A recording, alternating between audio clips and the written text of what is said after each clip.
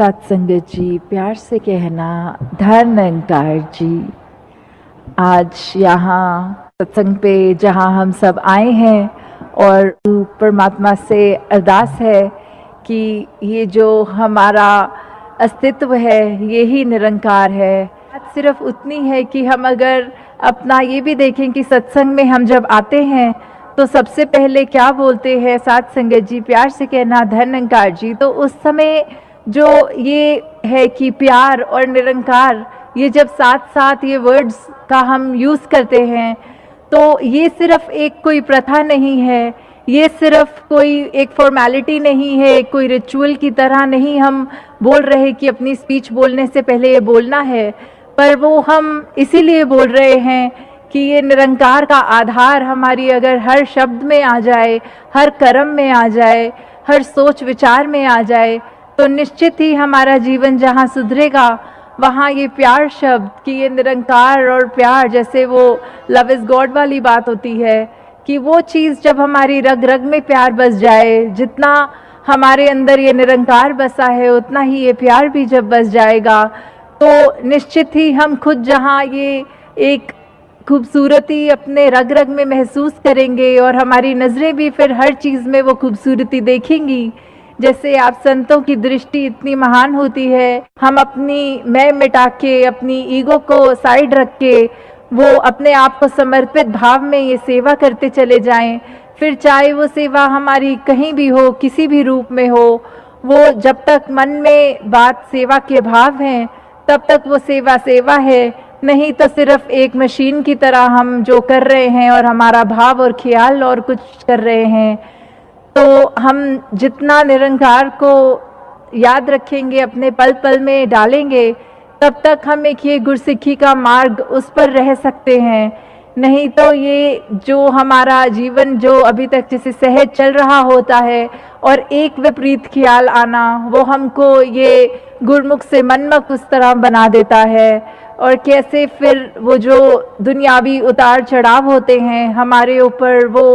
उनका इम्पैक्ट आना शुरू कर देता है। और जैसे ही हम ये निरंकार को वापस याद रखते हैं, ये स्थिर के साथ खुद भी अपने आप को स्थिर कर लेते हैं,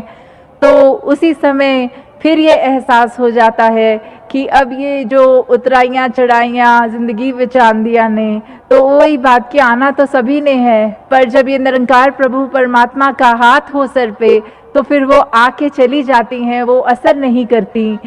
तो उसी बात पर कि हम जो एक वैल्यूज़ की बात करते हैं मिशन से जो जुड़ी हुई हैं कि हमें ब्रह्म ज्ञान मिला, हमने अपने वो रोशनी का रूबरू अपने आप को किया, वो एक जो हमारे अंदर ऊर्जा हो गई, जो हमारे ज़िंदगी को पल पल रखने वाली एक दात हमें मिल गई, जब वो हो गया, एक ब्रह्म ज्ञान मिल गया, हमने अपने आप को एक बेहतर इंसान बनाना शुरू किया, हर पल में परमात्मा को डालकर हर पल एक जहाँ अपनी बेहतरी करने की तो सोची, वहीं फिर एक हम कुछ चंद लोगों, अपने परिवार, अपने जानकार वालों के साथ ही नहीं जुड़े, पर फिर ये वासुदेव कुटुंबकम की भावना जो होती है कि ये एक सारी दुनिया अपनी है, फिर कोई रंग नस्ल भेद कुछ भी नहीं, सब अपने सब अपने। और कैसे फिर वो एक बगीचे के समान कि जितने रंग फूलों के जितनी अलग अलग उनकी फ्रेग्रेंस, उनकी खुशबू, तो सब जहाँ ये हम एक वो यूनिटी एंड डाइवर्सिटी की जहाँ बात होती है, वर्ल्ड विदाउट वॉल्स की बात होती है, तो वो जो इतना खूबसूरत एक रूप हम यहाँ दर्शा रहे हैं, वहीं साथ में हम जब ये भी कर रहे हैं कि ऐसा हम एक सैंपल अपने आप को बना के रखें कि एक चावल का हम वो दाना बने कि जब दुनिया ने ये देखना है कि ये बात तो बड़ी करते हैं मिशन में, तो क्या इनका जीवन भी वैसा है कि नहीं, वहाँ पे अपने एक व्यवहार में जब वो चीज़ डाल लेंगे तो फिर वो एक बात हम जो दासी अक्सर बोलती है कि हम ये चलता फिरता प्रचार खुद हो जाएंगे जब हमारा व्यवहार ही ये निरंकारी मिशन बन जाएगा। वैसे जैसे कुछ समय से जो बात हो रही है कि सदगुरु बाबा जी के भी शब्दों से, या हम उससे पहले भी कहते थे कि जो शहंशाह जी का युग था वो बहुत ही सतवचनी युग था। तो कैसे हम, अगर वो कहते हैं कि वो युग वापस चाहिए, तो उसमें ज्ञान भी वही था, ये संगत माँ भी वही थी, ये सिमरन भी वही था, सेवा भी वही थी। तो बदला क्या? सिर्फ हमारा ही ये व्यवहार बदला कि जहाँ सब कुछ तब भी था अब भी है, तो भी हम वैसे नहीं हो पा रहे हैं। क्यों नहीं हो पा रहे हैं? ये हमने अपने अंदर झांकना है, अपनी कमियों को दूर करना है कि कैसे हम अपने मन से सिर्फ सत्संग आके भी उन्हीं का ही सत्कार करना चाहते हैं जिनको हम जानते हैं या करीबी समझते हैं, और जिनको नहीं पहचानते उनको धन्यकार भी नहीं करते हैं। तो ऐसे भावों से जहाँ हमें निरंकार ने ये इतना विशाल के साथ जुड़ के हम खुद इतने विशाल हो गए हैं, तो फिर वो बात, ये छोटी छोटी तंग दिलियाँ अब बहुत हो गया, उसको और हम अपने साथ कैरी फॉरवर्ड करके उसका एक वज़न लेकर अपनी ज़िंदगी में ना चलें कि बस अब ये समागम आ रहा है तो निरंकार प्रभु परमात्मा से खुशियाँ मांगते हुए ऐसे चलें कि बस ये जो भी हमें शिक्षा मिले यहाँ, वो हम ताउम्र उनको हूबहू अपनी ज़िंदगी में इम्प्लीमेंट करते हुए जाएं, हुए सेवा भाव से, जहाँ वो खुशियाँ भी हमें उस रूप में मिलेंगी, वो सपने को साकार करने की बात। तो अब हम सब संगत का वो रिस्पॉन्सिबिलिटी हो गई है कि हमने भी उस कार्य को आगे से आगे बढ़ाना है। और कैसे हम सब ने ना तो सिर्फ यहाँ समागम जब आएंगे तो वो एक डिसिप्लिन का एक हमने मर्यादित रूप में अपना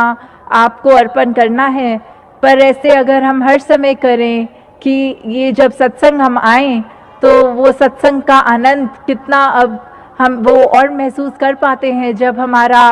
दिमाग, हमारा दिल, हम वक्ताओं को जो बोल रहे हैं उनको एक शांतपूर्वक सुन के अपना कर उनकी बात फिर वो लागू करें।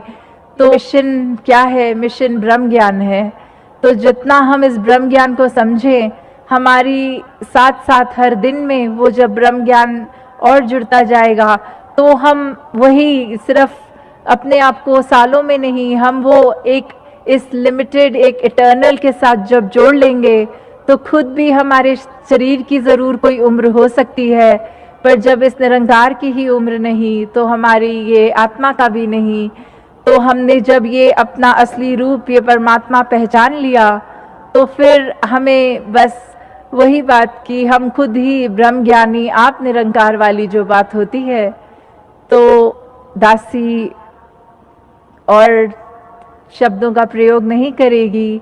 वही निरंकार से यही मांगनी है कि बस हम ये हम्बल रहें, हम ये असली प्रमाण दे पाएँ कि हम इस मिशन से जुड़े हैं, वो हमारे